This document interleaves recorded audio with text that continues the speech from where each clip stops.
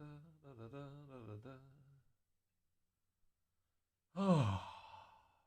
it's a beautiful day out here. Very cold and desolate. There we go.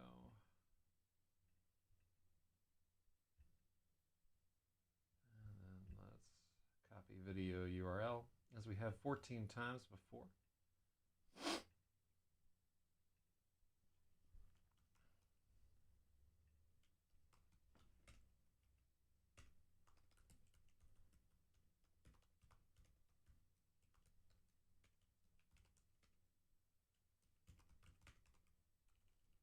So today it's live, XEROS Science,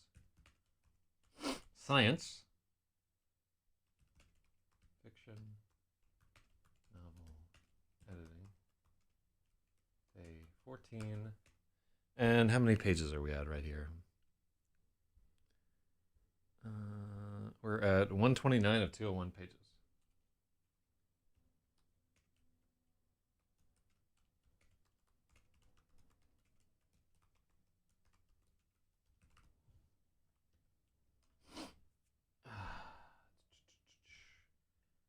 Yeah, I feel it's kind of a sham for me to be like, your comments and suggestions welcome, because so many of them are not welcome. Yeah. In fact, quite a few of these we just don't even listen. But big XEROS.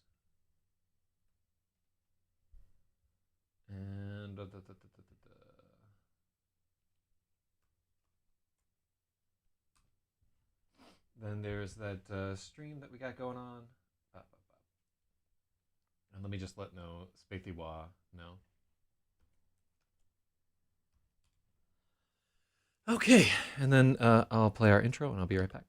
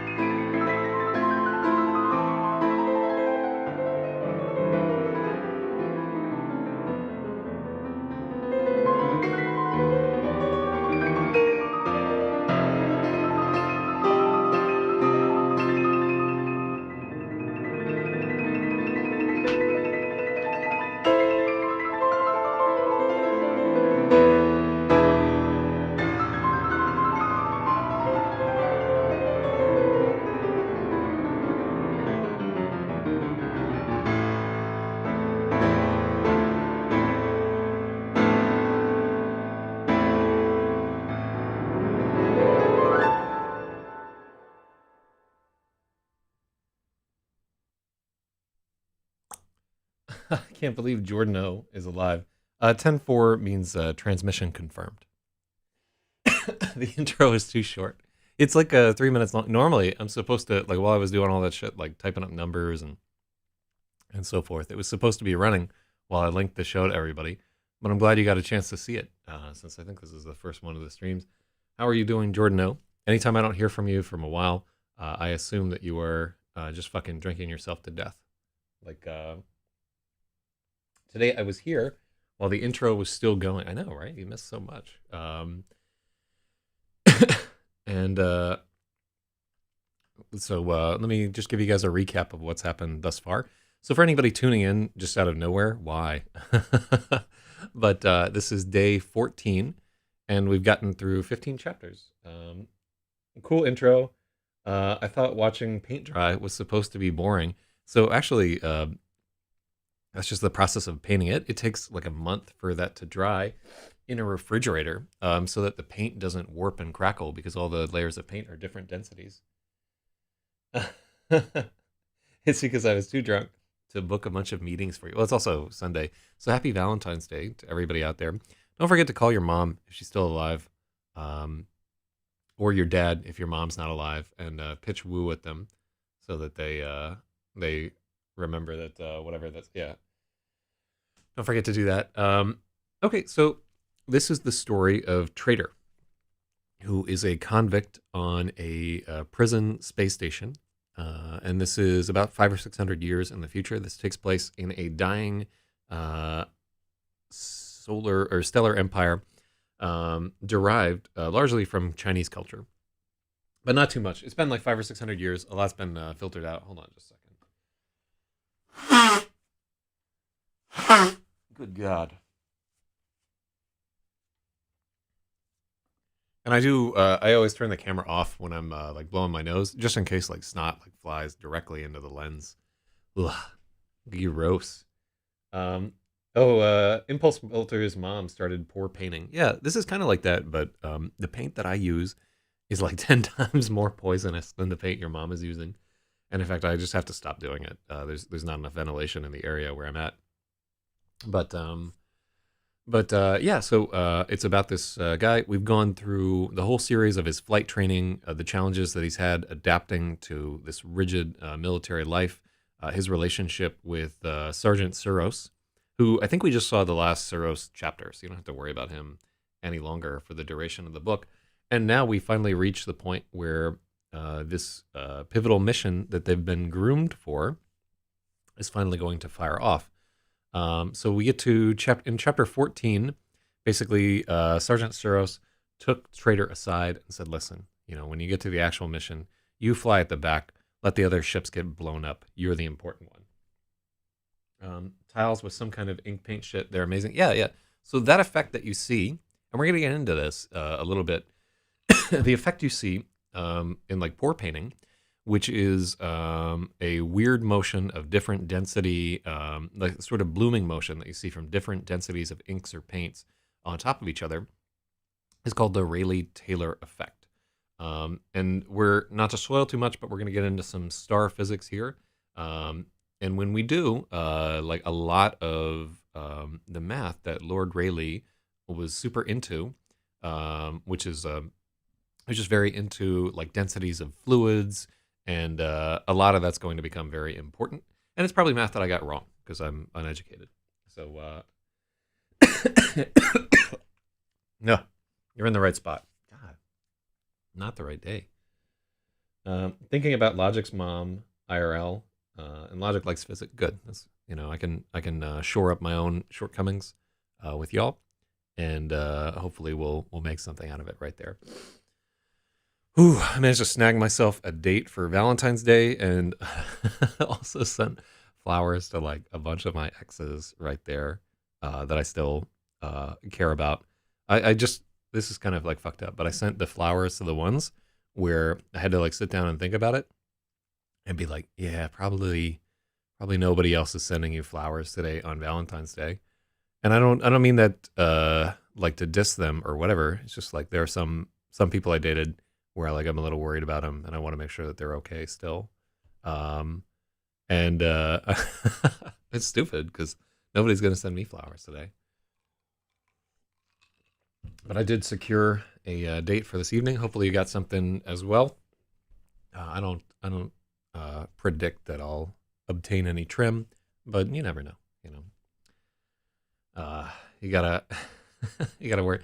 The nicest thing about this date was that we're now at a point where everybody's so sick of the pandemic that I can just say, you know, like, hey, would you like to freeze your ass off sitting outside at some restaurant, or do you want to just come to my house and I'll cook you dinner? And most people at this point are willing to just say, I would rather be murdered by a serial killer and get a good meal out of it than have to meet in another fucking freezing shitty restaurant. Because all the restaurants, their kitchens are just running on like a fucking skeleton crew. The food is not good. It's freezing out there. Just they don't have the heater infrastructure to keep up with the New York winter. They're trying to do it with like these little shitty electric heaters that do fucking nothing. It's a bad time for the restaurant industry. Really and truly, I just want to shout out to everybody who realized like right off the bat that electric heat wasn't going to cut it against the New York winter and like invested some big bones in those giant propane heaters and so forth. But honest to God, like it's a losing battle, right? Because say that you're like a small restaurant and you spend 20 grand on propane heaters and so forth, you're never going to make that back. You know, you're just pissing the money away. So, you know, in a lot of cases, it would have made sense for these places to just close down, but then then people forget about them, and all the buzz that they work so hard to build up isn't there. Just about every restaurant that I look at, I'm like looking at the number of people that go in, how many people are working there, and all of them are operating at a loss. Mm. I had a burrito tonight that was great, but it wasn't its typical amazing taste. I mean, a lot of that is just people are tired, like that shit where like the secret ingredient is love. When somebody's in a kitchen like cooking and they don't want to be there and like on their mind is like they're worried about like making rent and they can see that the place is crumbling around them and so forth, a little of that makes its way into the food. And I'm not talking about some mystical kind of way. I'm just saying that they don't care as much as they normally would. They don't taste as many times as they normally would. Maybe they like throw like more dressing on the salad than they normally would, and then they're like, I could remake that, but fuck it, And a lot of times you'll have the original chef is just like fuck it, they're out. They've gone to they want to, because like somebody who's good at what they do can't stand to do half of what they do. Like if you're a great chef or something like that, and you're used to this very demanding cooking schedule where a kitchen is running like clockwork and so forth, and what you've got left are all these stragglers, and it's so hard to like run a kitchen where you're operating at like a tiny capacity. Just there are so many things that you would like prep that you can't prep because you can't prep them in sufficient quantities, and just all your people are going to be unreliable and calling in and out. I'm so glad I don't work at a restaurant at the moment. But I digress. So we're here in the story, and in chapter 15, it starts with this. So this is XEROS by Zach ZYZ, chapter 15, read by the author. And we don't have a name for this chapter. We might come up with some at some point. So I had an entire year to think about how badly I screwed up my last night on Ananke Station. It was a long journey to the target. I drifted in and out of consciousness for periods that might have been minutes, hours, or days. Minutes or days. There was no light. We had outrun it.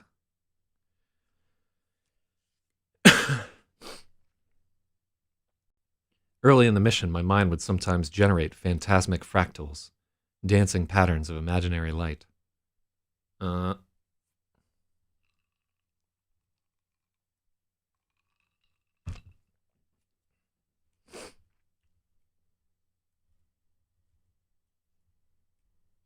I don't like imaginary light right here. Mm-hmm.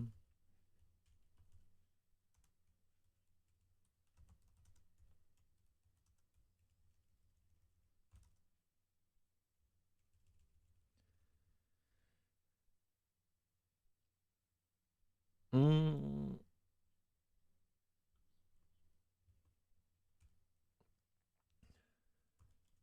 Okay, I'll take that. Whip. All right, you have 31 points to catch up with there, Spathy.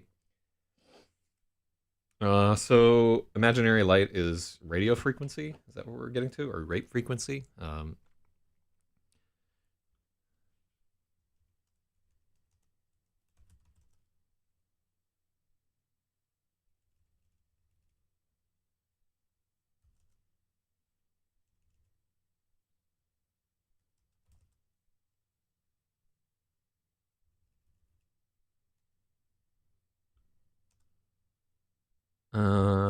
So I mean, kind of what we want to say is that he's having like trippy visuals. Mm-hmm. Uh,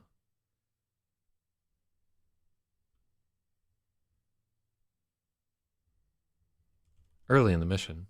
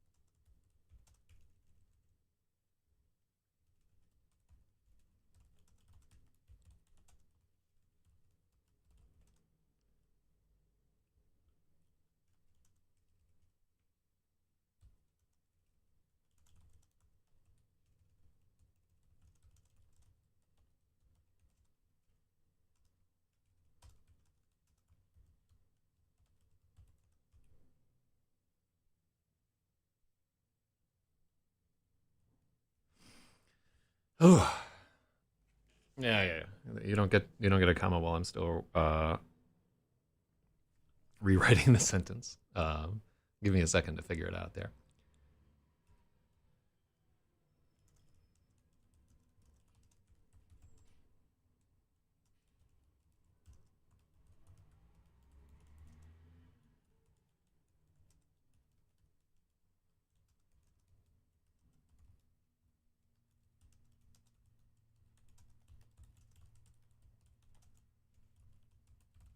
At the start of the mission, I suffered. Is there a comma after the start of the mission? Deleted the necessary comma. Yeah.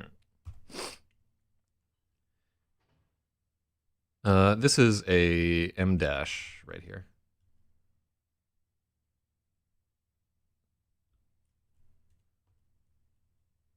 Yeah.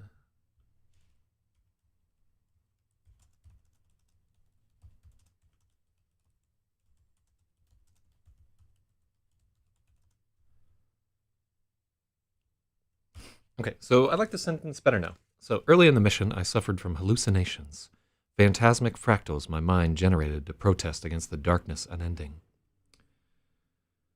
But my subconscious got lazy. Soon there was only the black, undending.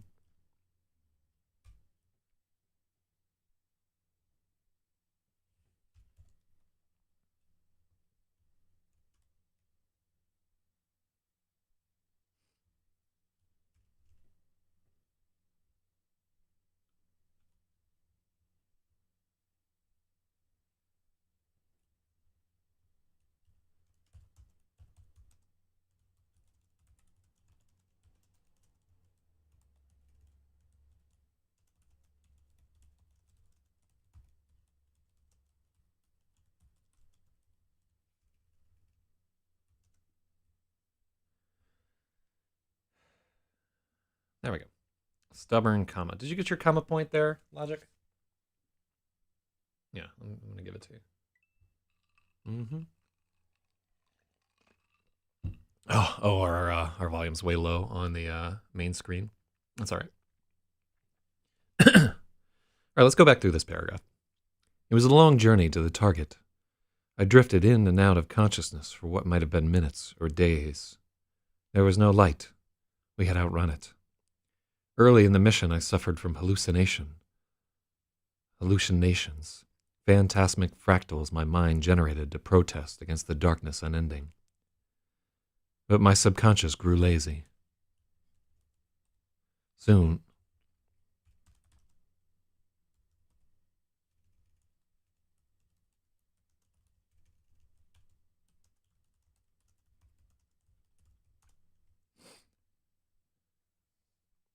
but my subconscious grew lazy, and afterward there was only black. The ship could sense that I was unconscious and attempted to administer sedatives, but they were increasingly ineffective. Damn, I missed that. No, we didn't. We didn't talk about the shotgun from the ring, and I don't think that we even covered that. So if that was like a part of the story that you want to have, it might be worth throwing a paragraph in. But we don't talk about that that part of the mission at all. It's left entirely to the reader's imagination. So just structurally, what we have here is we're doing like a flashback of 1 year. The same way that at the story, we initially, there are like 2 flashbacks in the story. The first is him flashing back. Remember, at the very start of the story, he's facing against the squadron of interceptors at the ring. So you know that that's going to happen the entire time you're reading the story. Now we jumped forward to a year ahead in the narrative. And now he's looking back at his last night on Ananke Station, separated from a distance of 1 year. So he's had a year to like mull over what happened and think about it and so forth. And so this is like a structural choice that I've made. And as we look at this chapter, this is one of the chapters where this is the one where like for the last 4 or 5 days, like I hope you guys are here to help me with this one, because I'm not, my mind is not met up on some of the things that happen in this chapter, and I want to make sure that we get it right. Even as a massless aberration hurtling through a pocket of null space, I was still an insomniac. There was nothing to do but dwell on my mistakes, drifting in the black diamond of my space womb. Every 200 hours there was a squadron alignment. Our cockpits would begin to bioluminesce, slowly waking us from slumber. The color of the light shifted from red to green.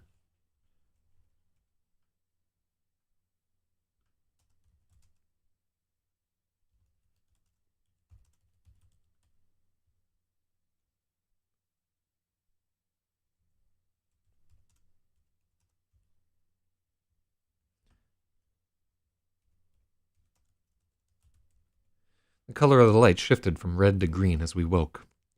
When the color shift completed, we had to quickly correct our position, aligning our ships into the tight jump ring formation.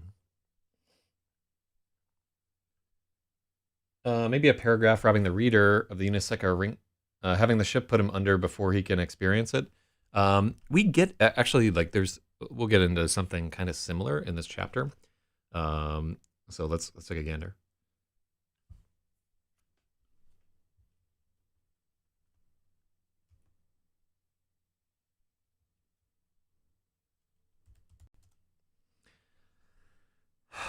Our cockpits would begin to bioluminesce. Let's see. Slowly waking us from slumber. The alarm light shifted from red to green as we woke.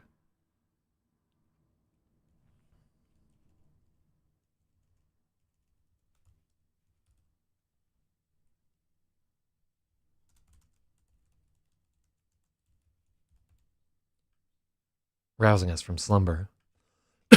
The alarm light shifted from red to green as we woke. When the color shift completed, we had to, comma. That's logic's comma right there. I don't think that color shift is hyphenated. Like, so color shift, what do we have there? It is a, color here is an adjective, and then, so it's adjective verb. Let's take a look. No, it's more adjective noun here, because shift, the shift isn't, we're not using it in its verb sense to shift. So I don't, yeah, all right. As long as we're on board about the hyphen, I don't think that's there. When the color shift completed, we had to quickly correct our position.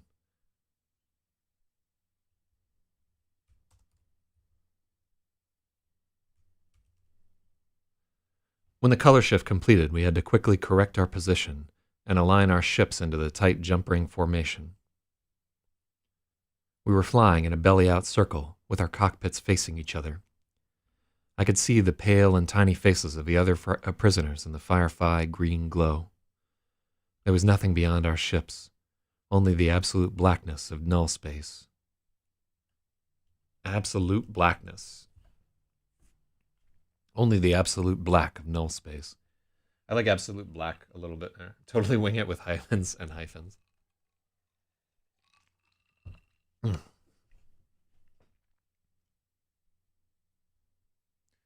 Our orders were to maintain 33 meters from cockpit to cockpit.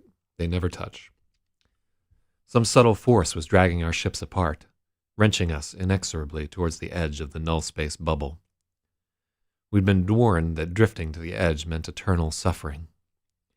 At the center of the bubble there was a particle stream, which reacted with our canopy lights and became visible.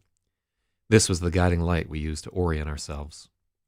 So, it's a shame that Stratum is not here, because here's where I'd like to have his take on whether or not, like, whether he's visually seeing, like, sort of these ships flying in a bubble, and there's this, like, glittering stream of particles that they're all using as a gauge to orient themselves. Those brief alignments helped to keep me from going mad in the dark. The sight of human faces was like water in the wasteland. Our canopies were linked to our interfaces. The phase diamond as we would...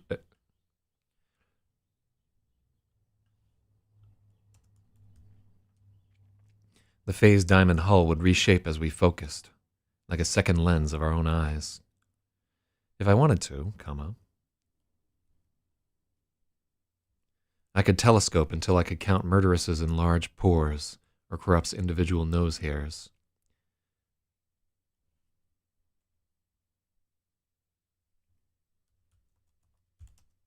We all rushed to align our ships as quickly as possible, so we could have more time to look at each other.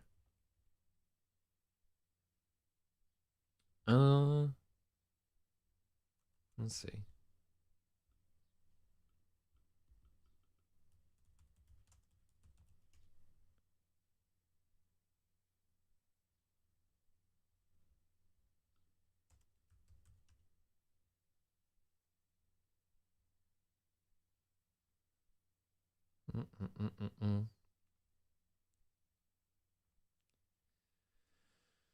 I don't think you get a hyphen there.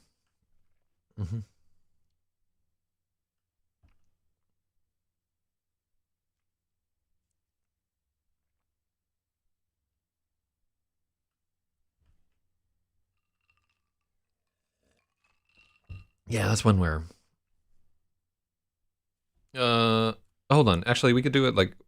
is...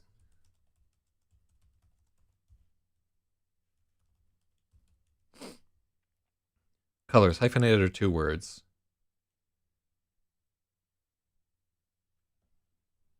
Hyphen adjectives before a noun, but not after. If two colors are mentioned...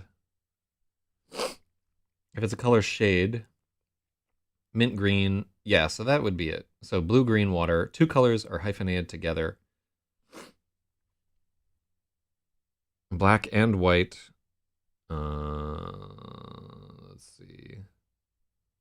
Oh, wow, it's different between CMS and... what is CMS? The fuck is... these are not clarified in the text. I would think that we would be more AP style. I don't know what CMS is. X-colored. Oh, but yeah. There's no clarity here. Let's just leave it to the discretion of the actual editor.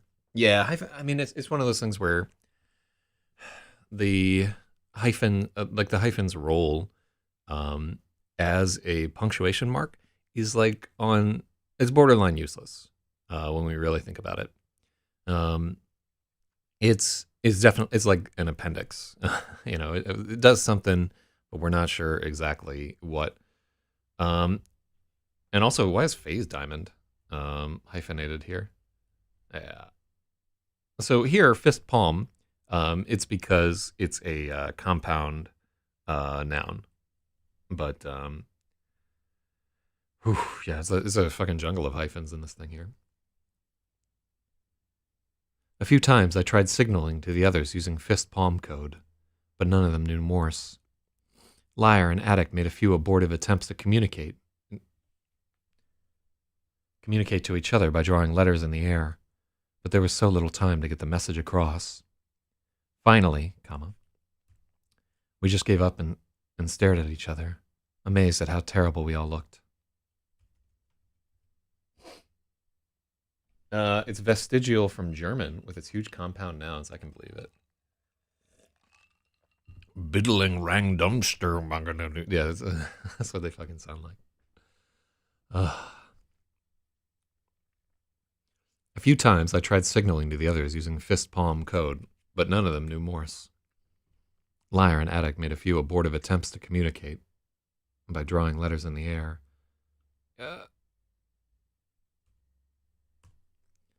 But there was so little time to get the message across. Finally, we gave up and stared at each other, amazed at how terrible we all looked. Murderess was the worst. She was losing weight. I suspected there was something wrong with her ship.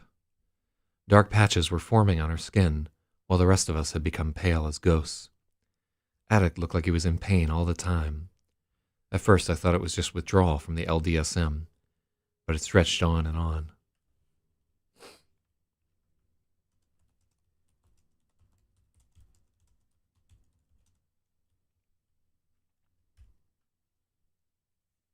A few times, I tried signaling. Yeah, it seems like we would have a comma there. Okay.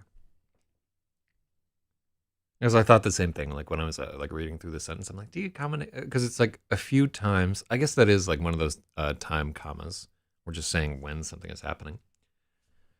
No one had any kind looks for me, and I didn't blame them. We would only have a few minutes to gaze at each other before the ships darkened, casting us into a 200-hour lightless abyss.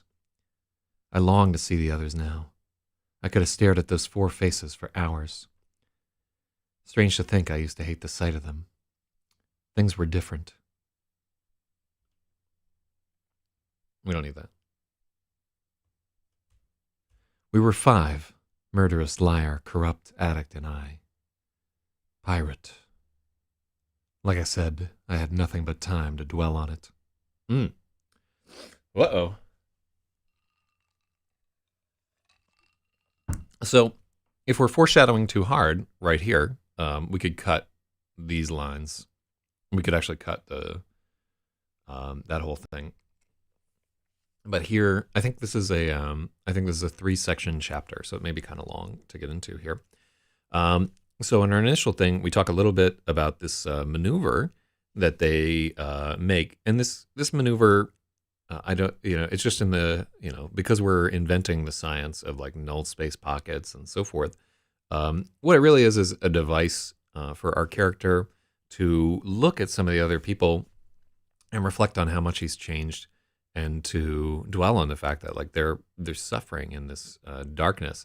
Like the idea of him going from being a prisoner to be, oh yeah, what's up, Neggy? Just going from being a prisoner in this military prison to now he's in this solitary confinement, punctuated by like a 10-minute, every 200 hours, he can see other people for like 10 minutes. And he's supposed to be doped to the gills, but he's awake. Which is, I think we do something similar in survival mode, where the main character is addicted to cryosome. And then also, this drug like pops up throughout a lot of my science fiction there. It's also in The Right to Bear Arms. It has a new name here, Lingdensheimium, which is like a Chinese-derived, it's like another one of those mashups of several characters. When I arrived at the briefing hall the night before the mission, XEROS glared at me.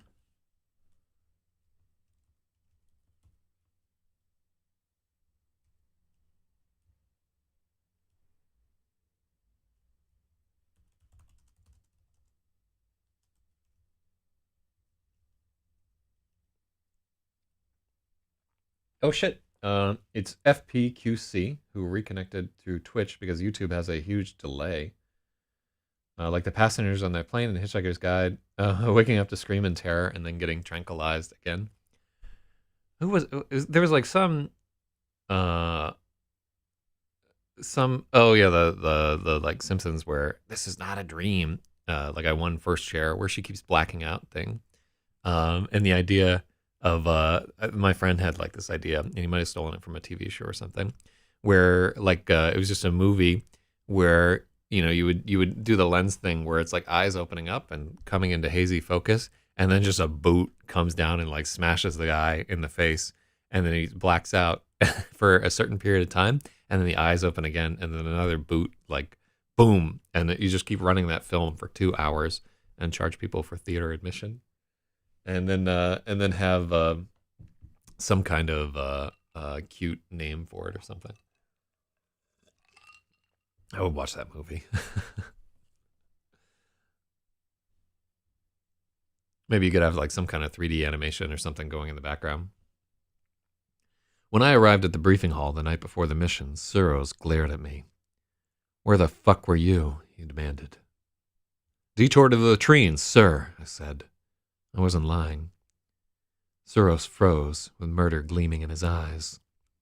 For what must have been at least 60 seconds, he stared at me. I don't think one person in the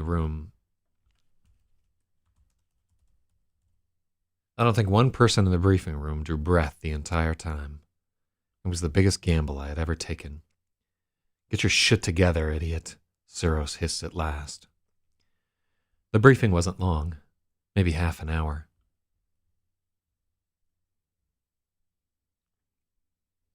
I'd pay movie prices to watch it. Yeah, I mean, you could. The problem is, where is your escalation, right? You have to, if you're going to run that for 2 hours, for the entire 2 hours, something needs to be building in the background, because people will be bored of it, like 3 boots in. Um, maybe, what could be funny is like, if the entire movie came with like a set of instructions for the projector crew, like sometimes you would turn the house lights on and people and like run credits or something like that, and people would get up to go, and then boom, another boot in the face. I missed most of last night, but I get what he means by detour to the latrine. Cool.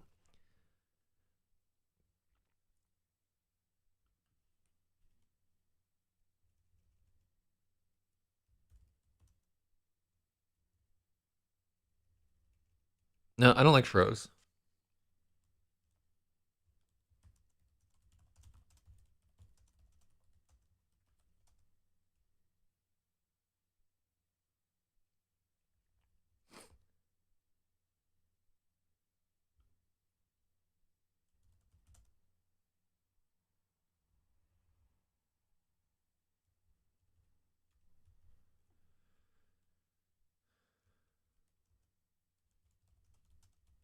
Suros was waiting for me.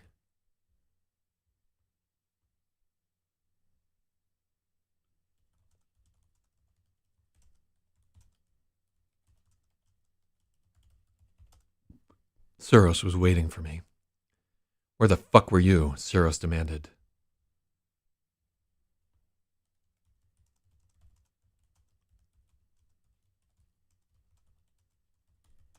Suros seared me.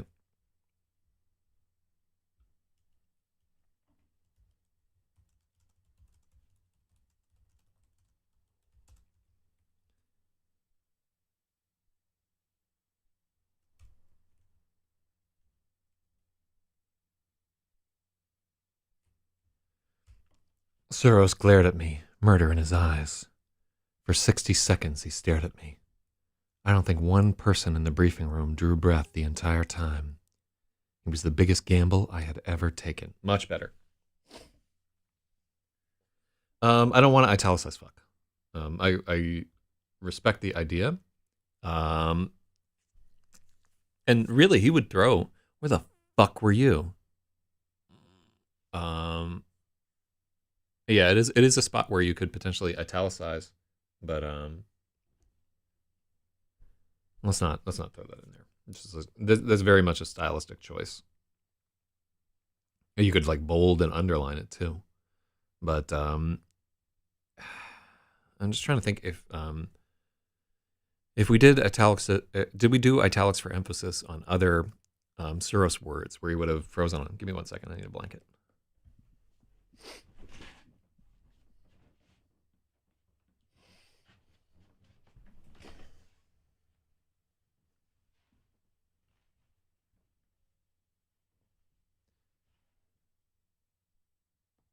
Yeah, like italicizing fuck to really put emphasis on it is something that we could easily overdo. I think it's justified in this situation. But if he hasn't been doing it previously, I don't want to do it here. Yeah, this is enough of a point. Let's just do it. All right, I'm going to give you that one. It would be unique as far as I've seen. It really is, because really, when we think about how a drill sergeant is saying that, he's not saying, where the fuck were you? He's saying, where the fuck were you? And all the emphasis of yeah, it's definitely, he's going to stress fuck hardcore. And I think it's worthwhile. Even though, like, I try to avoid doing that. I think, and I think big improvement to this chapter. XEROS glared at me, murder in his eyes. There was murder in his eyes. For 60 seconds, he stared at me. Oh, yeah.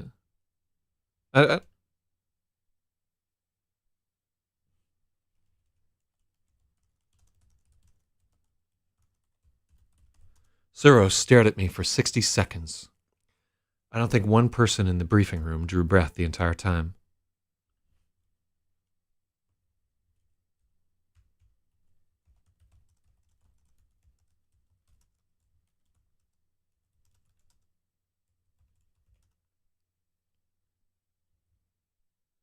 I don't think anyone in the room drew breath for that minute. It was the biggest gamble I had ever taken. I was once shitting when they called formation, and I ran out of there, and the whole rifle company was at attention, and it sounded like that to me. Where the fuck were you? Yeah, exactly. Oh, I've been there, where you show up to the formation, and everybody is attention, and they're at attention because of something that you fucked up, and the whole fucking squadron is going to get chewed out because of you personally, and you weren't even there.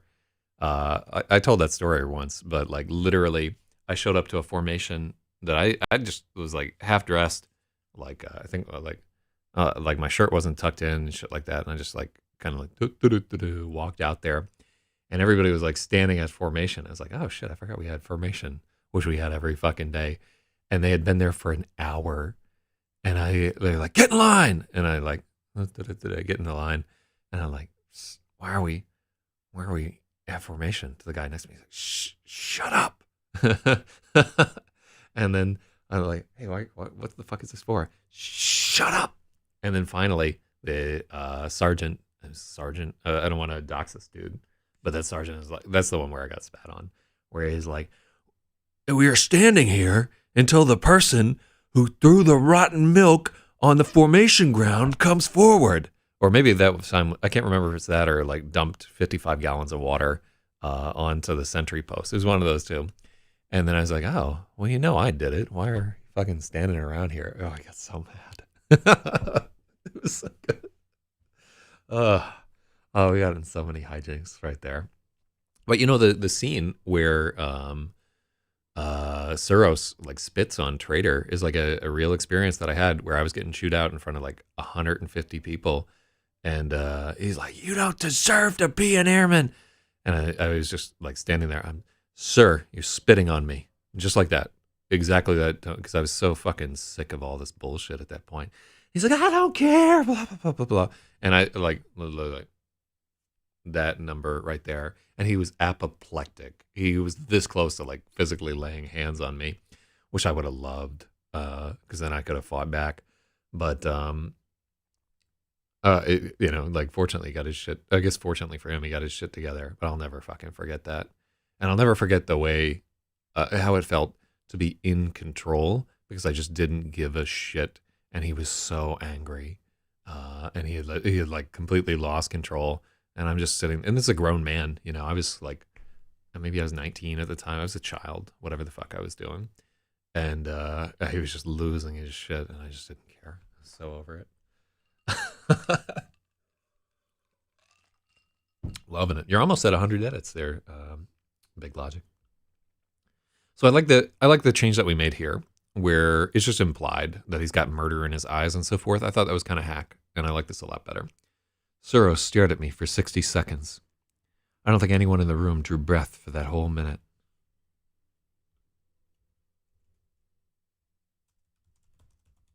For the entire minute. It was the biggest gamble I had ever taken. Get your shit together, idiot, XEROS hissed at last. The briefing wasn't long. At the end, I could feel the others seeking me out of the corner of their eyes.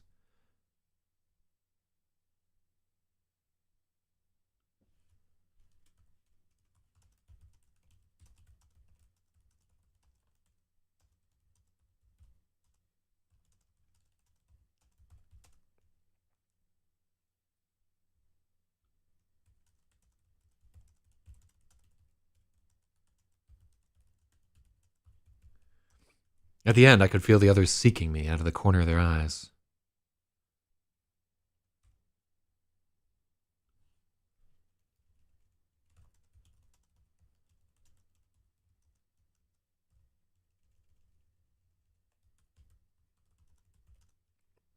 All right, I like side-eyeing a little bit better there. Like it was does XEROS does not know. XEROS has no fucking idea what Trader has done. And like, let me know right now if you know what Trader has done. If it's apparent to you what that whole subplot is all about. Like, if you could figure it out, I've definitely left enough clues where like a lot of readers will be like, oh, it's this thing, and they'll fucking figure it out. And my question is it obvious to the reader what's about to happen? Because I don't know. It's like a little, I mean, this is not a mystery book or whatever, but there should be, oh, you know exactly what he did? Type it the fuck out. Let's see if you're right. I'd love it if you were wrong. But I think we've been pretty heavy-handed with our foreshadowing. So it shouldn't be a huge challenge for the reader to figure it out. But you don't want the reader to be like, well, it's obvious. How can he not know? Or whatever there. The briefing wasn't long. At the end, I could feel the other inmates side-eyeing me. They all wanted to know if I was in on it, if this was some sick joke. It's not obvious. Oh, you think he grabbed the masterpieces and that it's not obvious to the readers. Okay, well, we'll see how it goes throughout the course of the chapter. But the briefing wasn't long. At the end, I could feel the other inmates side-eyeing me. They all wanted to know if I was in on it, if this was all some sick joke. I don't think we can get...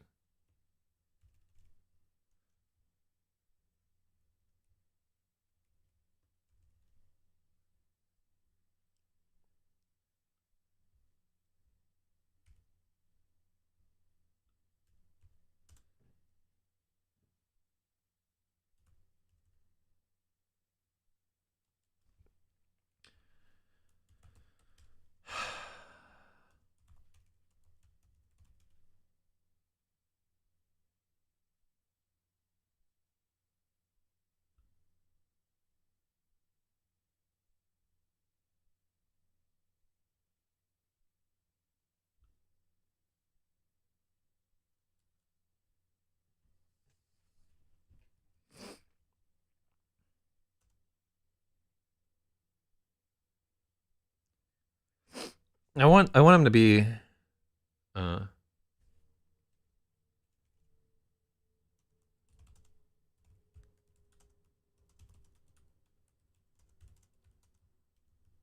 Okay, I like my whole being inflamed by the audacity of his plot.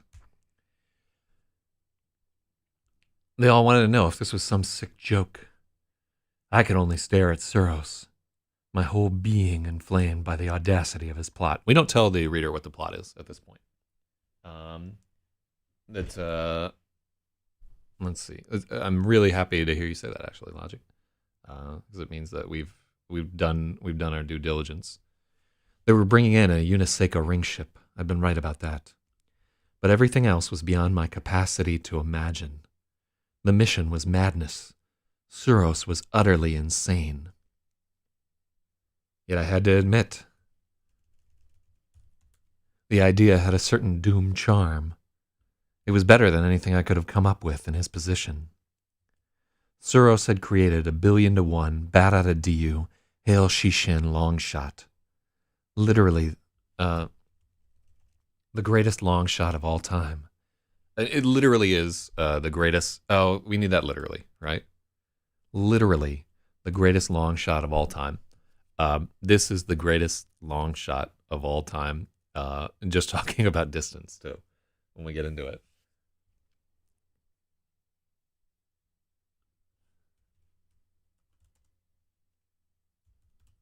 This plot held the indelible promise. Indelible is.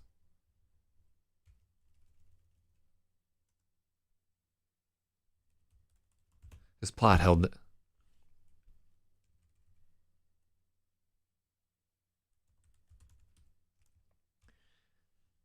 This plot whispered the impossible promise of a lottery ticket.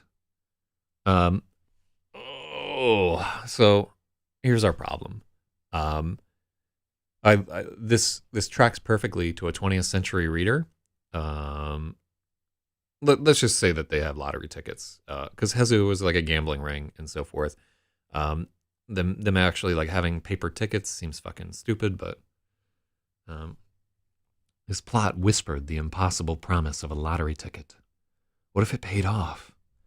I had been scrubbing latrines and kissing boots for so long, I had forgotten what it was like to be anyone else. Oh, this isn't good. Yeah.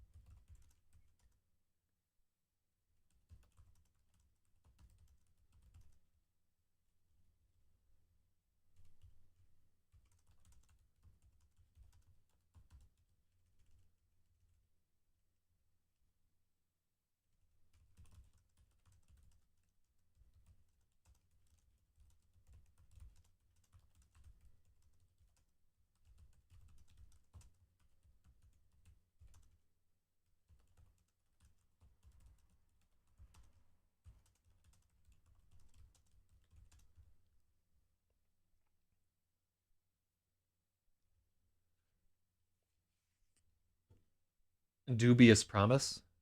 So dubious promise is actually. I think we're right there. Oh, shout outs to Pon Pon Sugar right there, following us probably on twitch.tv. That's fucking a real one. Let's I want something deeper than dubious if we're gonna go that route.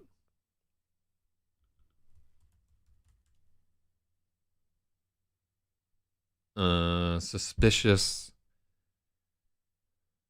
skeptical, incredulous.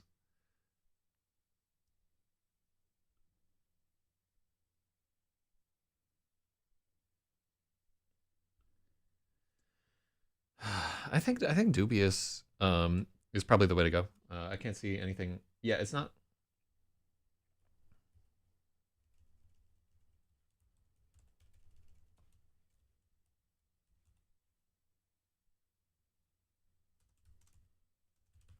This plot whispered to me with the dubious promise of a lottery ticket.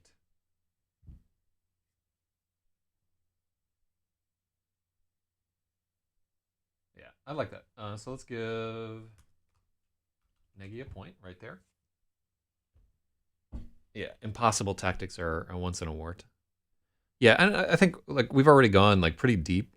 Bad out of DU, hail Shishin shot, 1,000,000,000. Yeah.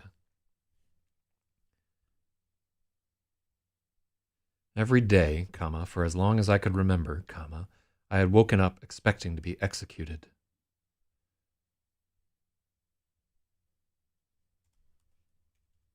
Death had become drab. I had nothing to lose. Yeah, that I want those to be like one sentence.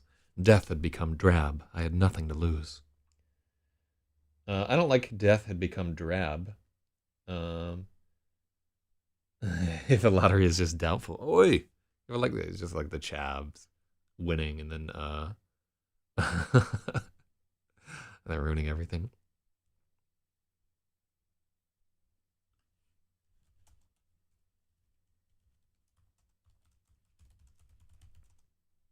Death had become boring. I had nothing to lose. No, I like death had become drab better than death had become boring.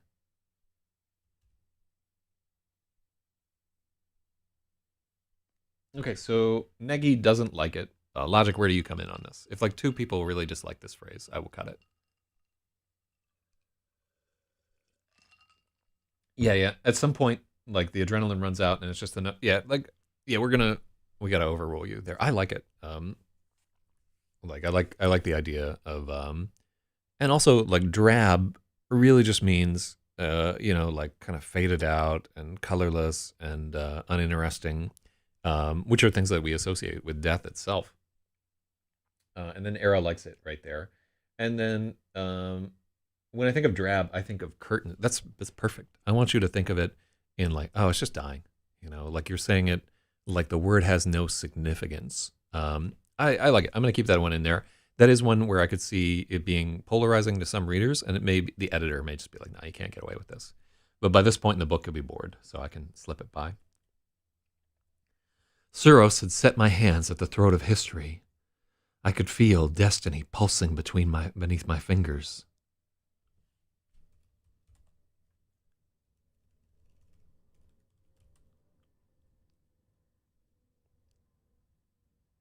Let's move this here.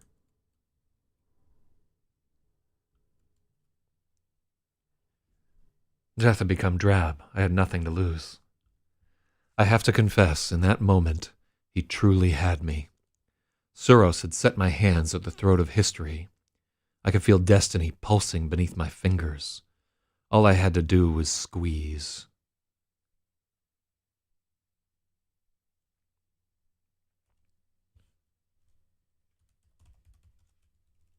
I was all in on the mission. I regret my little detour. If the drills found out, they would have to execute me. Period. If the drills found out, they would have to execute me, best pilot or not. The song, The Rival Cycle. I could feel destiny pulsing beneath my fingers is what I say when I jack it. Hell yeah. Hell yeah. By the receiving end of the second. I haven't heard that song, but I'll check it out after the thing.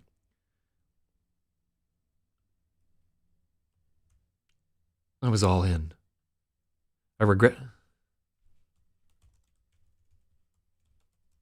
began to regret my little detour. If the drills found out, they would have to execute me, best pilot or not.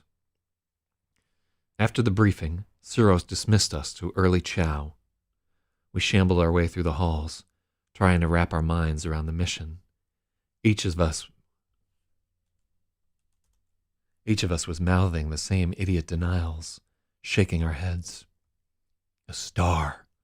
A fucking star. Oh, yeah. This is so we do it like later in the chapter, right there. That is true, that Negi doesn't read books. It's a song about jacking off, but it's written really epic.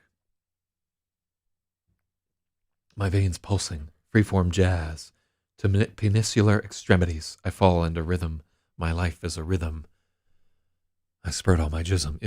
That's dope. Reminds me a little bit of James Elroy, who was like one of my favorite Nori jazz. He has a novel actually called White Jazz, and I relate this a bunch of times. I'm not sure if it's even true, but I heard that his like publisher was like, yeah, this is just too long. Can you cut this down by 30%? And so he just cut out all the verbs from the book or some crazy shit like that. It was impossible to read. Let's just have both of them. Fuck it. Pirate muttered. None of us could come up with anything better. The 6 of us didn't even fill a single table in the empty cavern of the DFAC. We have to call this mess hall. The 6 of us didn't even fill a single table in the empty cavern of the mess hall. There was a single drill assigned to watch us. He was almost asleep on his feet.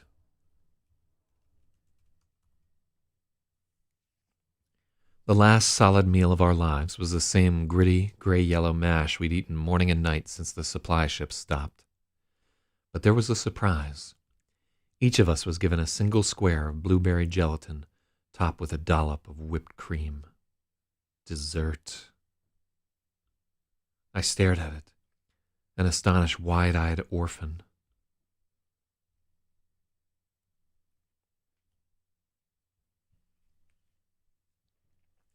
With a trembling hand, I rocked the little dish, watching the blue cube wobble.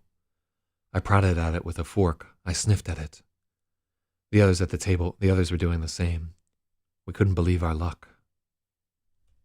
I like that they're like chimpanzees, like ooh, ooh, ooh, like checking out the. Are they in the Army, Navy, Marines, or what? They're so far. They're like 500 years in the future. They're Chinese, and this is like their space force or whatever. So they like I don't know whatever like they're not broken up into designations the way that we would do it here. They would probably be closest to in the Navy, and like some of their terminology that they're using is naval, but it's really just a mismatch of different things. Needs a comma. The same gritty. Yeah, that we do need a comma there. Boom. Dessert. There's a lot of italics in this chapter right here. With a trembling hand, I rocked the little dish, watching the blue cube wobble. I prodded at it with a fork. I sniffed at it. The others were doing the same. We couldn't believe our luck. I decided I would wait until after I choked down my mash, so the taste would stay in my mouth longer. Of course, Attic couldn't wait. He slipped a spoonful into his mouth, and his eyelids fluttered. That's sweet, he moaned.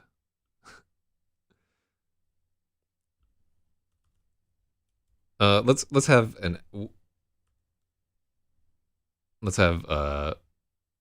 4 E's. That's sweet, he moaned. Attic rolled the gelatin around in his mouth and smacked his lips with porcine delight. I expected him to get maudlin soon, blubbering about how Glutton would have loved this. Instead, he sniffed. Attic circled his tongue and sucked his teeth. His eyes narrowed with suspicion. Corrupt had just picked up a spoon when he noticed Attic's peculiar motions. We all waited to see if Attic was about to keel over. Pretend to eat. He's looking, Attic said under his breath. I ate a spoonful of the gritty nutrient mash. The others made similar motions. I think it's LDSM, Attic whispered. If you want to stay awake tonight, don't eat it.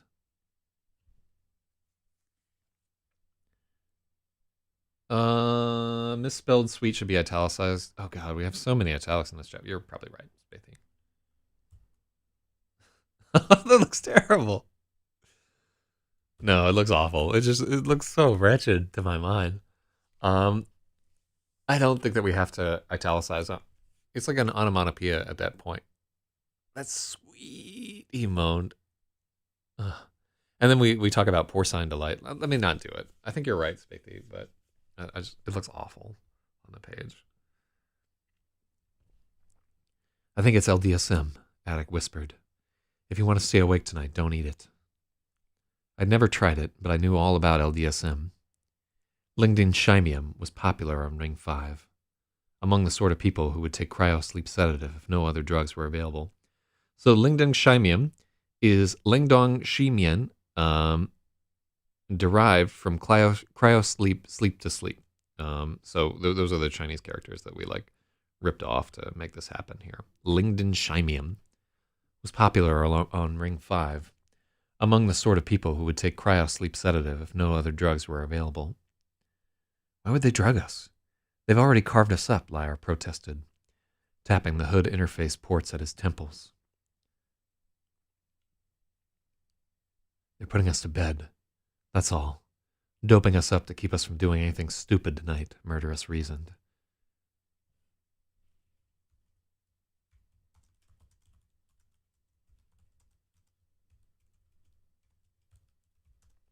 She threw a glance at Pirate. Pirate was too busy frowning at his gelatin to notice. With a deep sigh, he pushed the tray away. Don't let the drill see that, I said, in between mouthfuls of mush. They'll strap you down and inject you if they have to. Pirate nodded quickly. Of course they would. How do we get rid of it? Pirate asked. I don't want to be drugged. I do, Attic said. He finished off his gelatin with gusto. Anyone who doesn't want theirs, I'll take it. Well, that... Corrupt began. He couldn't force the words out. The anti-suicide condition was powerful. The anti-suicide conditioning was powerful. But Attic shook his head. Tolerance, Attic said. He tapped 2 fingers at the crook of his arm. Don't be stupid.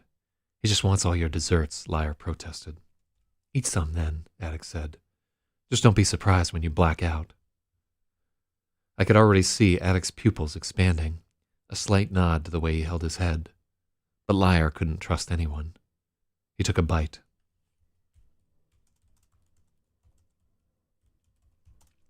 But Liar couldn't trust anyone. He took a bite of his own gelatin. Oh. Yeah. That's about galley versus mess hall. Navy term for mess hall is galley, by the way. We used mess hall before, like 3 or 4 times in the story, so we're stuck here. It falls into like a kind of... It's not Navy enough where we need to, like, where we're doing like strict Navy terminology. This may be something where the editor comes back to us and says, hey, listen, just for modern readers, like, snap this shit right. So it's a good suggestion, but not one that I'm going to implement because we fucked it up previously. But thank you for it anyway. I could already see Attic's pupils expanding. A slight nod to the way he... Let's take out this slight nod. Yeah. So here's why. I could already see Attic's pupils expanding, but Liar couldn't trust anyone. He took a bite. Tastes like blueberry to me. Suit yourself, Attic said. I love this. I love this exchange. I love that Liar can't trust anybody. And I like that we cut out the part where it was just too much to say the slight nod of his head, but we're axing it there so that we're not referring to Attic as he and then trying to also refer to Liar as he. So it just clears up some pronoun confusion right there. I also want to shout out to Spathiwa there for pointing out somebody else's suggestion that I like obviously missed.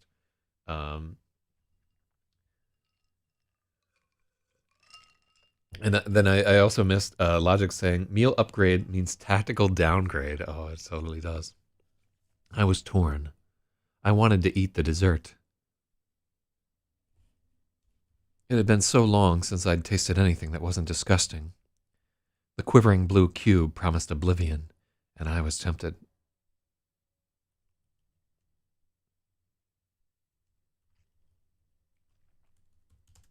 The quivering blue cube promised sweet oblivion, but I'd taken too many chances today. I couldn't risk being unconscious tonight. I waited until the drill's eyes drooped towards the floor, then dumped my gelatin onto Attic's plate. Enjoy, I whispered. He did. I had to watch that ugly bastard eat all 5 of our desserts. Still defiant, Liar finished his own. It took less than 5 minutes for us to see that as...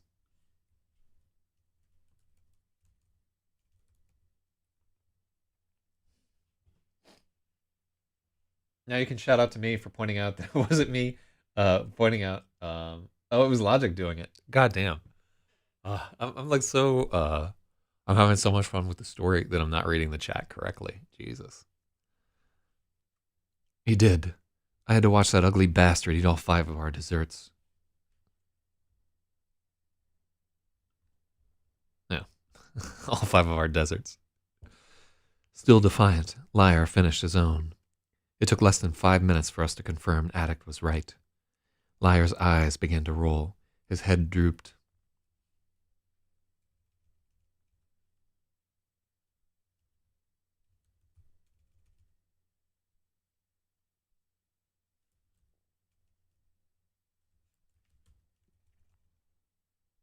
So we used droop before.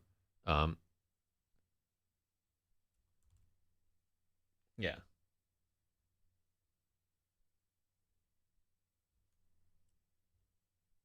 Yeah, that's a good.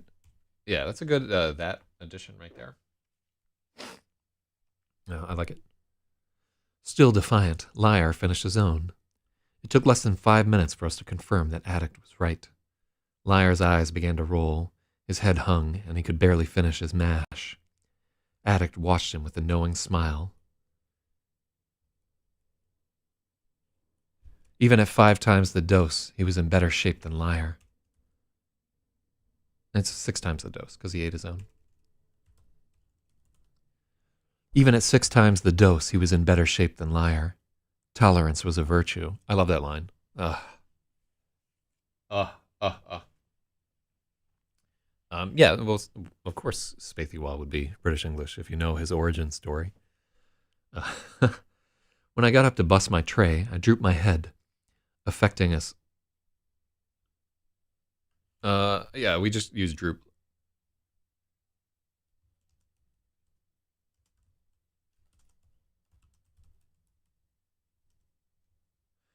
When I got up to bust my tray, I let my head hang forward, affecting a slight zombie shuffle to my gait. The others noticed and took my cue. Liar didn't need to act. He barely made it back to his bunk. Lightweight, Addict crooned, with an easy smile. That was the only time I ever saw Addict look serene. I loved that. I really, really like how many factors that we set up earlier come into play in just that little section. It's always fun to write eating scenes because food is just like such a wonderful device for saying things about people. Oh, shout outs to Stories as Models right there. But literally, this is why I wrote like the entirety of Hawks at the Diner was just set in a diner, because you can just say eating is like so intrinsic to the human experience that like every little, you can visualize like every little motion of the spoon and the way that people react to food says so much about them. His head hung. Oh, I like lolled better. Yeah. One, because I love to say LOL, but that's perfect. Oh, yeah, I love that one. Really good suggestion.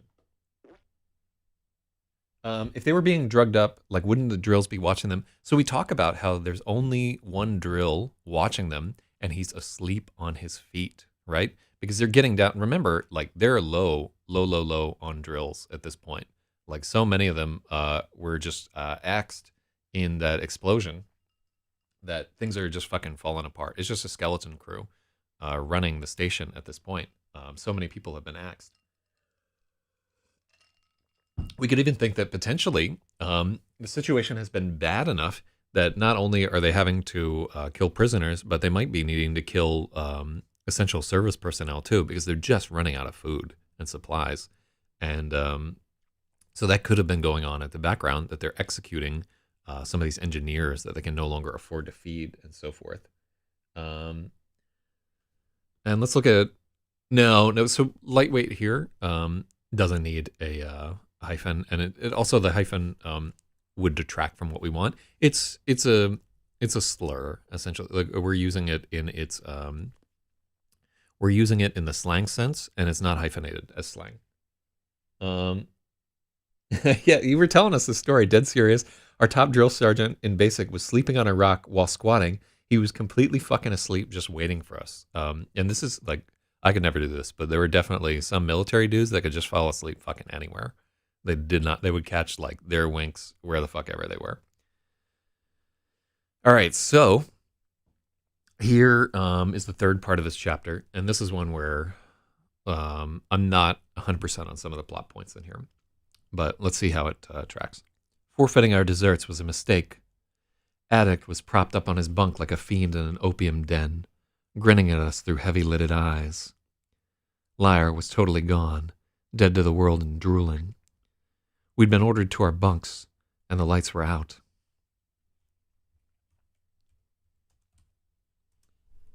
There was nothing to do but wait in the red silence. I like that we chose to make there be like red emergency lights. There. Oh, that's another desert.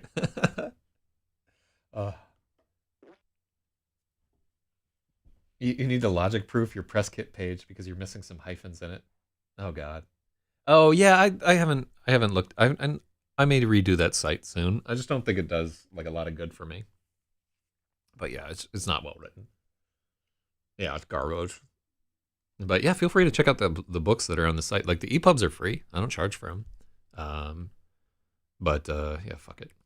You know, some people say if you do something well, don't do it for free. But those are free.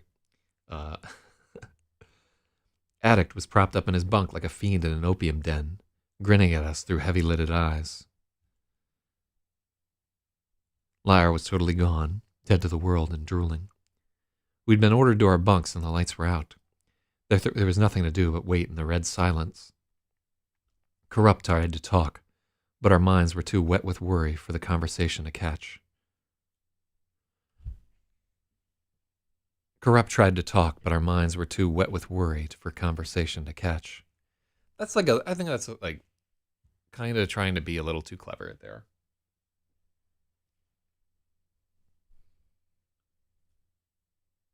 No, I don't think we need that comma there. Because there's just two things. The Oxford comma is lists of three things. If a page on an author's website isn't well written, well, this is before like I got heavy into editing, right? I did not used to edit like this. Normally, I had to fob all this editing work off to other people, and I'm twice the writer that I was now that I'm doing these editing streams because I'm just ripping off all of my friends. They're like ability. But I really am working much harder on the books right now, and that's one of the reasons why I've been thinking about designing a new site that's like a little bit more straightforward. I did read For the Conversation to Catch, which is like something that I subconsciously, I don't think you need the word the there.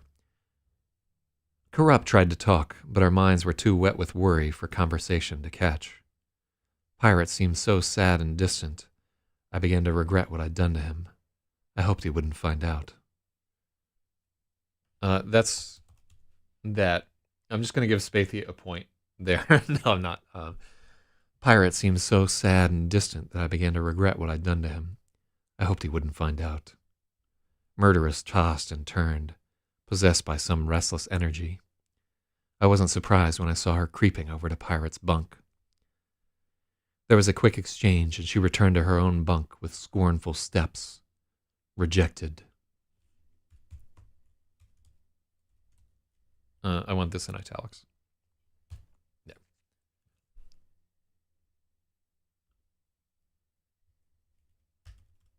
Yeah, we don't need own there. There was a quick exchange. Then she returned to her bunk with scornful steps. Rejected. Soon after, she rose again. This time she went to Corrupt's bunk. The two slipped into the latrine, and Pirate and I had to listen to every sordid squelch and sigh. It didn't take long. Corrupt slithered back to his bunk, furtive as a schoolboy. He turned his face to the wall. Murderess emerged from the latrine, disappointment plain on her face. My interest quickened. I expected her to go rub Pirate's nose in what she'd done, but instead she crept over to my bunk.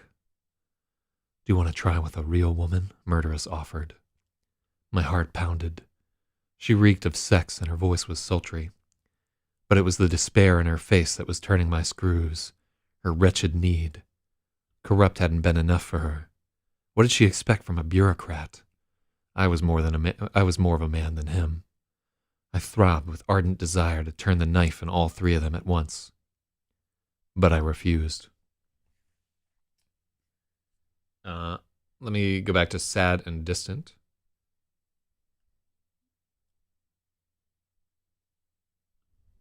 All right, we'll give you a comment there. So Spaethiwa hoped that he turned her down. Exactly. Love it, love it, love it. Yeah, that's what I want my readers to be rooting for him, to just be like, "Fuck you, bitch." Boo! Logic is booing.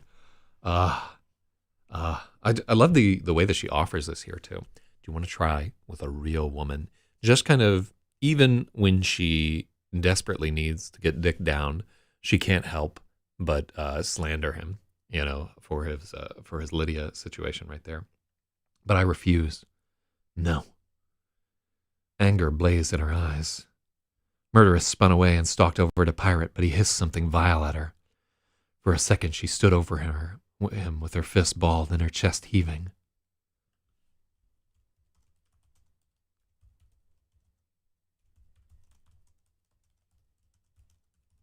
She looked like she was about to scream. Instead, she went back to her bunk and sobbed into her pillow.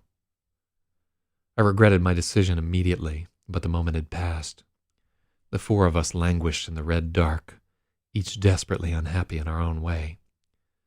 Finally, it was Pirate who rose, taking resigned steps towards the latrine. My revenge was at hand. Before he even had the screws off the latrine grate, that should be the vent grate. Before he even had the screws off the vent, I knew I'd made a terrible mistake. Let me see. Let's take a look. What did she expect from a bureaucrat? Oh, we are missing that A. So let's give that to Logic for his A. Oh, that was Spaethiwa, who got the for a second, but Logic got for a second. She stood over. Yep. Oh, loving this climax. This is better than I thought. I thought this was a shitty climax, but I like where it's going. The anticlimactic climax. Before Pirate even had the screws off the vent, I knew I'd made a mistake. Vengeance was as bitter in my mouth as drugged gelatin. All I could do was lie there in the red, listening to the increasingly desperate sounds of Pirate fishing with the short-handled mop. An anguished cry rang out in the latrine. Pirate.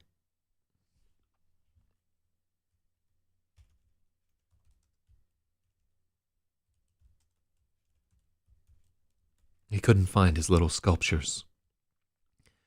We all stiffened.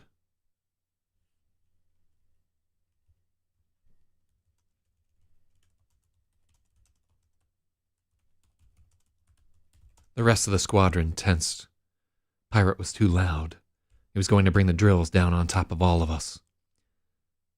Oh, yeah. They're gone, Pirate howled.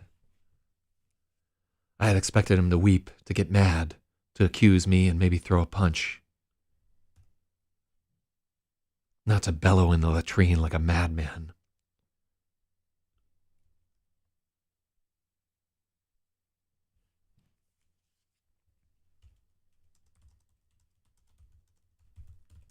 But he'd gone insane. Pirate was storming around the barracks, waving his hands at the empty bunks. They're gone, he shouted again.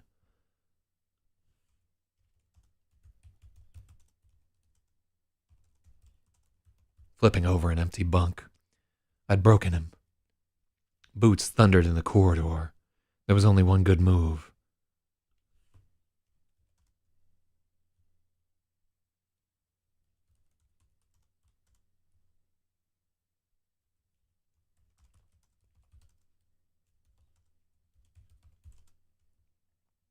I had only one option.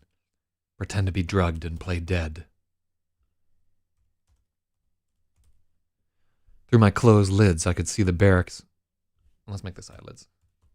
Through my closed eyelids, I could see the barracks light blaze on. At once, two drills were barking at Pirate to shut up. But he wouldn't. He raved on and on. They're gone. All gone. Venus, Guernica, Celestine. All my friends. All my work. My life. It's all fucking gone.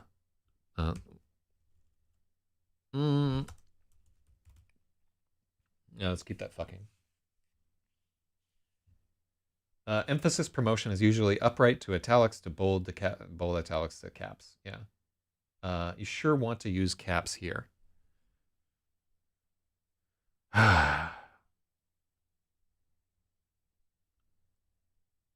They're actually italicized here because they're the names of artistic works.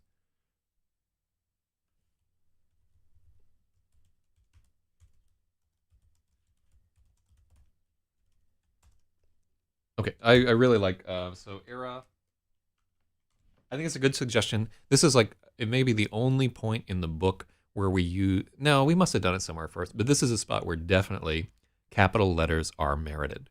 And one thing I've learned from editors is they're very, very sparing with emphasis caps, but here we've earned it. I could hear the drills were on him now.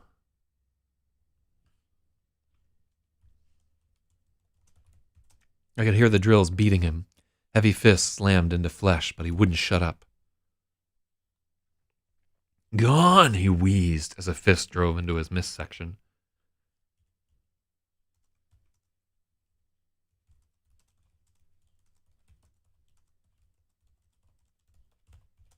One of them must have hit him in the stomach. Gone, the hollow sound of his skull banging against a bunk post. Gone, he cried once more, and then a sound silenced him. Everyone in the barracks froze.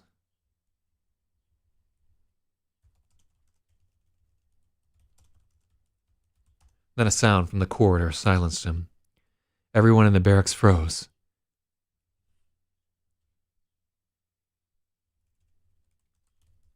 Everyone was still, even the drills. Familiar boots were headed our way.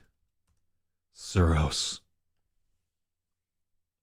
So Logic says, I just noticed you shaved, so promise is broken or something. So I said that I would not shave for the entirety of this thing unless it was necessary to obtain vagina.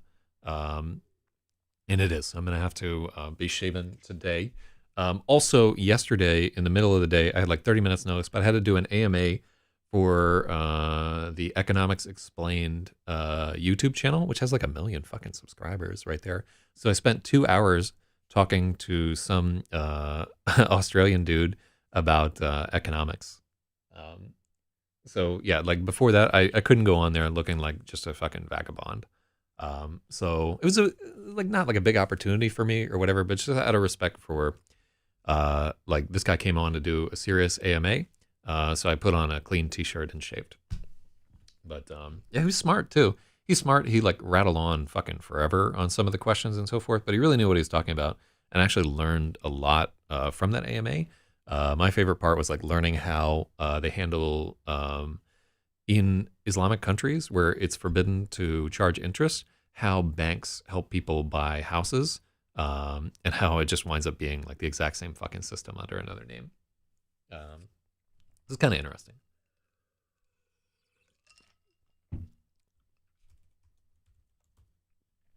XEROS. There was a terrific scramble. Pirate was trying to get away.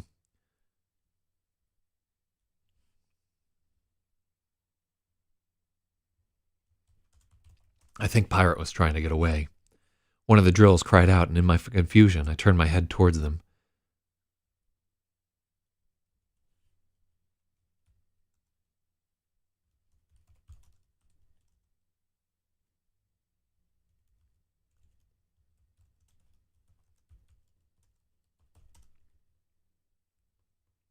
Pirate had bitten his hand. He was bleeding. The drills were kicking Pirate savagely, stomping him into the deck. Get off him! What the fuck is going on in here? XEROS bellowed. Only Liar didn't wince. He bit me, sir. I recognized the voice. Lou, one of the new drills. Why is drills capitalized? That was a good question that it got him talking about usury. Yeah, like honestly, like I feel like I learned a fair bit. Did I miss? Oh yeah, I totally did. I couldn't resist peeking through slitted eyes. I think through slitted eyes should just be cut, actually. So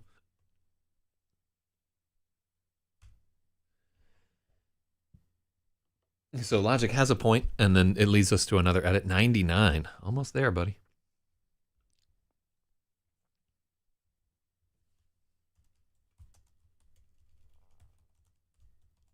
In response, the drills were kicking Pirate savagely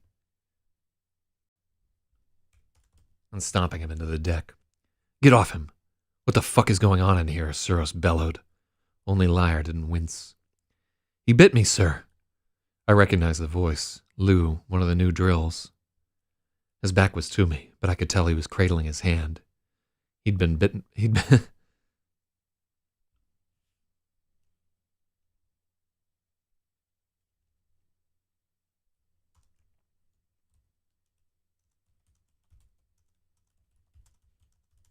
Pirate had taken a chunk out of him. Psychotic reaction, the other drill suggested. Since when are you a doctor, Ives? Pick this trash off my deck. Ives hoisted Pirate up by his collar, dangling him so his toes just barely touched the floor. Pirate, are you done crying? Do I need to sing you a bedtime song? You murdered them, Pirate hissed. Glutton, charlatan, agitator, drunk too. You murdered them. Those inmates murdered themselves by fucking up. Do you want to join them? You're hours away from your mission. Don't be an idiot, XEROS warned. But Pirate was beyond fear, beyond reason. It's all gone. The fleet vanquished. Ackley snuffed. You're all dead, Pirate howled. The foolish words froze. God, so many times we have XEROS freezing in place. It's so overused. What's the purpose for tracking suggestions? Am I trying to see who my real homies are? That's like abundantly clear to me. No, everybody who makes it onto this list will be thanked in person in the book. We on like the acknowledgments page after that, we're gonna have a special thank you to the people who participated in the live streamed edit, and we'll include the scoreboard for accepted edits and a special thank you. And on the same page, we haven't actually printed a book where we've done this yet. On the same page, I'm going to have a special thank you to the editor who worked on each of these works. I don't think editors get nearly enough credit, right? Like at the Hugos and Nebulas, every fucking year we give an award for best editor, and it's the most bullshit award ever because who knows what the fuck these editors are doing, right? You don't see behind the curtain. Like it's not as if the people voting on the award have had access to the unedited manuscript. So a lot of these people are really toiling in obscurity, doing like this very difficult, very time-consuming task, and they never get any recognition for it here. And in this way, like I'm glad that like Spathiwa and Logic and Negi and Stratum and even equals MC squared are getting like a little bit of their just due. Like there were 100 fucking mistakes in this book that Logic has almost corrected here. But I mean, a big part of this. Oh, you work as an editor. A big part of this is like what the formative relationship of my life was like this very very long relationship with like honestly like one of the best people that I've ever known, who was an editor and who would not let me skate by with any of this shit. So I got to see. I really learned a lot from that lady, but she opened my eyes to all kinds of shit that I was too stupid to figure out on my own. And it's only later, like much later in life, where I realized like she was right about so much of this stuff that she was talking about. And I was too young and too stupid to see a lot of it. I mean, so much of getting into like middle age as a man is just realizing what a fucking retard you were and thinking about all the people that tried to help you out. And you just didn't listen because you had to make your own mistakes. This is a story about basic training. And at the end of their military career, almost every soldier wants to go back to basic training and just like show everybody, like, now I know how to do all these things. Like, now you can't yell at me. And like, now I'm not frightened. I've gotten big enough. And they want to go through it again. It's like returning to an early level in a video game when you have items and shit and just fucking pub stomping everybody there. And I'm not immune to that feeling of wanting to like go through it again with what you know now. But as I get older, what's really appealing to me is I wish I could go back to some of those relationships that I was in and not make those mistakes and like say, like let people know like what they meant to me in that time. Because you can go back after the fact. And like I've done this to many people and been like, hey, I didn't really appreciate it at the time, but you really had my back on that thing. But it's not the same. It doesn't have the same impact as telling them in the moment, like recognizing what they're doing in the moment. And there's just, words and gifts and everything. They fall so fucking short of a way to appreciate what people have done for you, that you can almost never express how you feel about it fully. Um, yeah, it's a fucking tough one, man. Like, and this is something that will change when we have brain to computer interfaces. Um, you can, in fact, call this woman and tell her, I did the same thing last night with my very formative ex-girlfriend. Yeah, like during Valentine's Day, everybody's like messaging their exes and just being like, hey, this was amazing, and so forth. I talked about that a little at the beginning of the stream. Um, I guess what I'm saying is I have told these people this and like thanked them many times, and it just doesn't feel like enough. Um, and it's not as if I'm not like helping them in ways and like opening their eyes to different stuff through my experience and so forth. But I feel like I have always gotten, like everybody else has always gotten the shorter end of the stick in their relationships with me, and that'll be the one that I take to my grave. But mm, but it has nothing to do with the story. Those inmates murdered themselves by fucking up. Do you want to join them? You're hours away from your mission. Don't be an idiot, XEROS warned. But Pirate was beyond fear.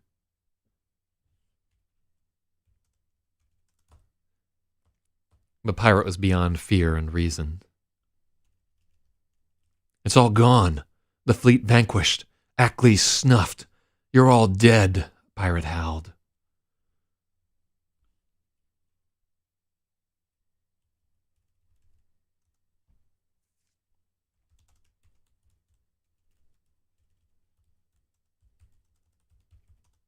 The foolish words hit XEROS like a slap. An instant later,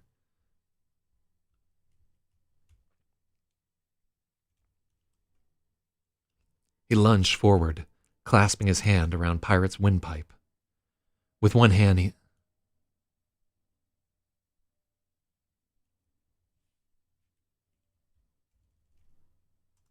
with one arm, he lifted Pirate into the air, cranking down hard. Pirate's eyes bulged. He clawed at XEROS, trying to break his grip. But XEROS' fingers were sunk in like a serpent's fangs.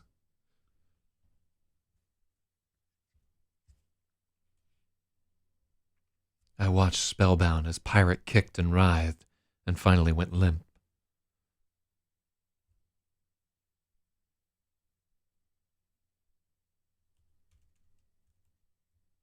Kicked, writhed, and finally went limp. I think we took out an instant later. Yeah, we did take that out with one arm, and we do need that. Oh, so congratulations to Logic right here. Ding, ding, ding, ding, ding. That is 100 edits right there at the top of the pack. Solid. Let me see. Looks like 34 edits ahead. So just he might win this guy right there. But there's still much yet to be done. And I never put Spathy out of the race. He's a fucking real one.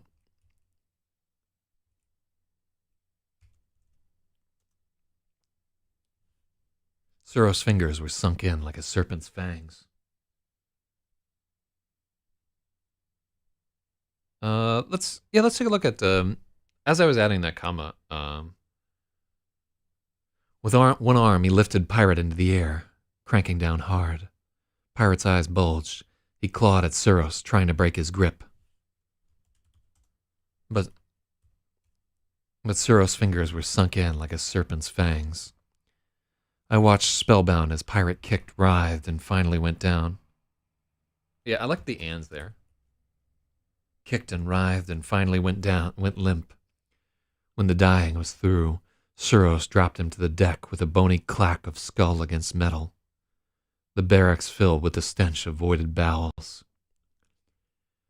This prisoner suffered a psychotic break and began reciting collaborator propaganda.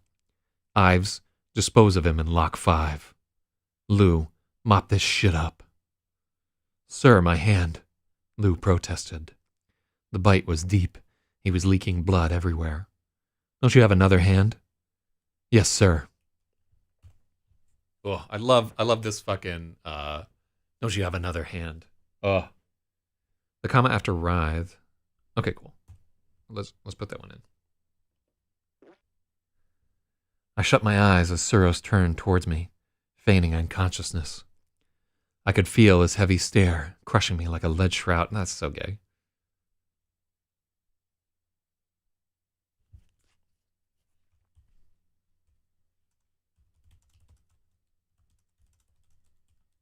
I felt the weight of his stare. There was a hunch building at the back of my neck. It took all my will to keep from shuddering. Yeah.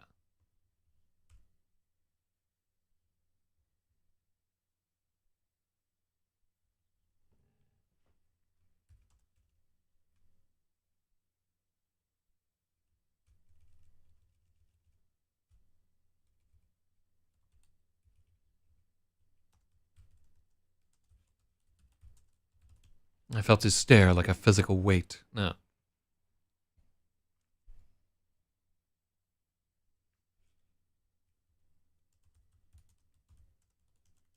I could feel his stare.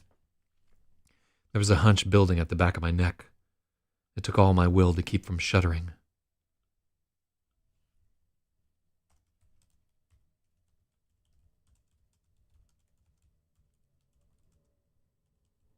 I battled to keep my breathing steady. Okay.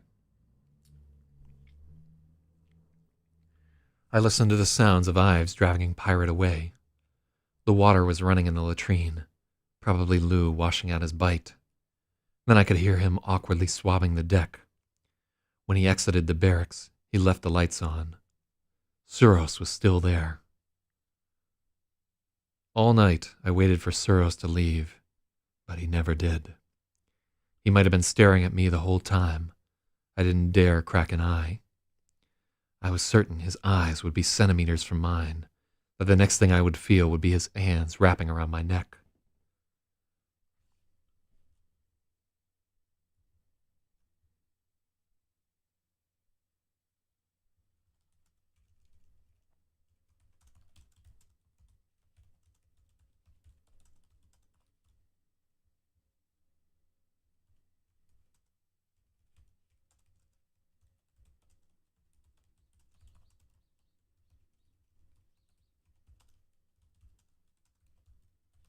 My muscles screamed with tension. Sleep was impossible. Why did I do it?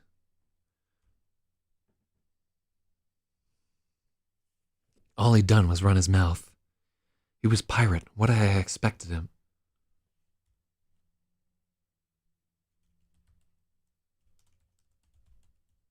He was Pirate. What did I expect? I was a fool for trusting him. A fool for shoving his little statues deep into the pipe where he couldn't reach them. For the 6 most uncomfortable hours of my life, I dwelled on it. One by one, I summoned up feeble excuses. He shouldn't have told my secret. We were doomed anyway. I couldn't have known he'd go crazy. I couldn't fool myself. I'd killed Pirate, sure as if I'd strangled him myself. I should have forgiven him. I should have fucked Murderous. I should have eaten that dessert. You can stop pretending, Suros said at last. His voice was as dry as sand.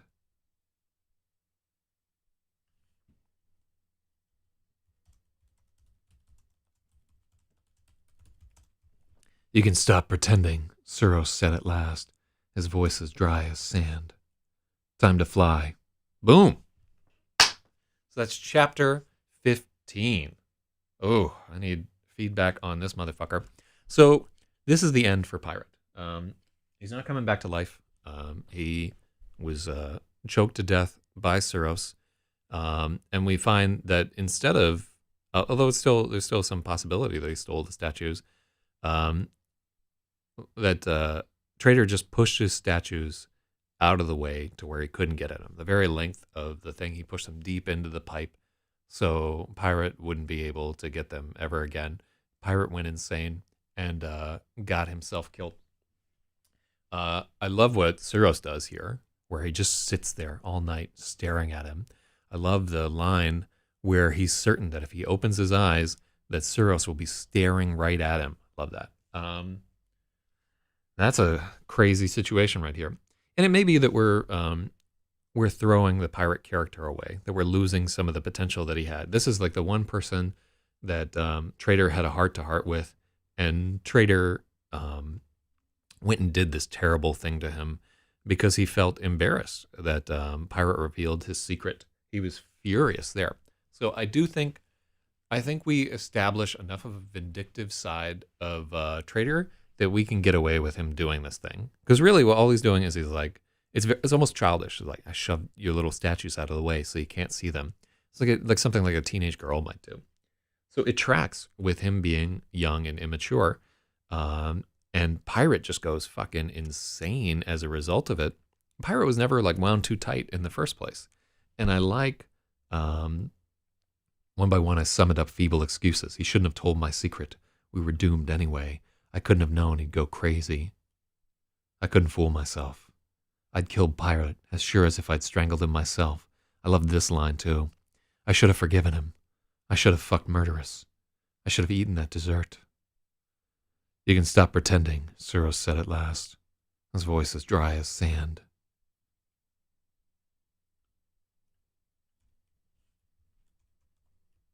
His voice was dry as sand. Time to fly. Oh, loving it. All right, so in my analysis right here, I'm okay with this ending for Pirate, but it's something where somebody who was like identifying with the Pirate character might come out of that and be like, I don't like it. It really is like a. I don't think people will come to this chapter like necessarily like we lead into it too. There, we lead into it, and we give the person foreknowledge that something's going to happen to Pirate, right there. We don't have to do that. We could have that be a surprise, but I like a little bit of like you show the reader what they're going to see, and then explain to them how it's going to happen. I think people like that. Yeah. So what do you think about that whole outcome logic? You're one of the people that I wanted to know the most how you thought about his fate was. I like that he's a lightweight there. I love the Murderous dynamic. That was one of the most important things. Like in my initial view of the story, one of the first things that I was like is like, yeah, at the end of the story, everybody's gonna run a train on Murderous, just as a result of this whole thing, and the main character is going to be either not invited to like be the caboose on the train, or he's gonna feel disgusted about what he's done, and so forth. He put all his time into this shit and they were gone. Yeah, I think it's like a justifiable reaction, and I think we can get away with this. So day 14, big chapter there, and we did in 148. So we were really like had our nose to the grindstone with this one. We didn't fuck around for half an hour and just chitty-chatting, and we did a lot of work here. So 3,000 words in an hour and 48 is pretty good. Yeah. So yeah, that's pretty wild right there. What is chapter 16? On the 10th alignment. So chapter 16 for the next 60 pages is just the mission. So we're out of the space station, and we won't return to it in this narrative. And we have 60 pages left to try and come to a satisfying conclusion of like, what is this mission all about? Why did he make these choices? How does he feel about the guilt of getting Pirate executed? About how he couldn't relate to even the very last people who were members of his life. Was XEROS right all along? And I think this is the last that we see of XEROS right there, and he remains a malevolent force unto the very end. And I think it justifies some of the fear that we're showing of people, where he just picks somebody up, chokes the fucking life out of him, dumps him on the ground. The guy shits himself, and after, like when he's just murdered this person, shows no remorse or whatever, just like clean this shit up, and then it shows no concern for the suffering of like one of the drills. Like, you have another hand, don't you? I love that right there. And XEROS is not a completely unrelatable character either. We've seen why he is the way that he is. Like, we know what philosophies he subscribes to, and we know that he has like this. But he's still pretty fucking villainous when it comes right down to it. He may be like a little bit cartoonish. Is my biggest fear with him, though we haven't showed enough of another side to him. But I mean, at the end of it, like, he's not meant to be the protagonist. He's not learning a lesson as a result of this whole thing. He's like the captain that's going down with the ship. He's more of our Ahab figure than anything else. Which would, what does that make? Pirate fucking Queequeg, or who was the other guy there? Does he tell us about space whales? I actually have a book about space whales called Space Tars, which I don't know if you were there for that one, Manad. But yeah, this is all we're going to do for today. So happy Thanksgiving. Don't forget to like text your mom and all the people that you love in your life. Like even women who don't like this kind of froofy bullshit, they'll be glad to hear from you on Valentine's Day. I think. I don't know for sure. And wish me good luck for my own efforts to get trim, and I hope that all of you are equally successful in your events or attempts to snap it up. Whew, great chapter today. Thank you for the help on this whole text my hands. Like, Lefty, you're the greatest. You're always there for me. I can't get enough of this. You can stop pretending. Where he just sits there for 6 fucking hours staring at this guy.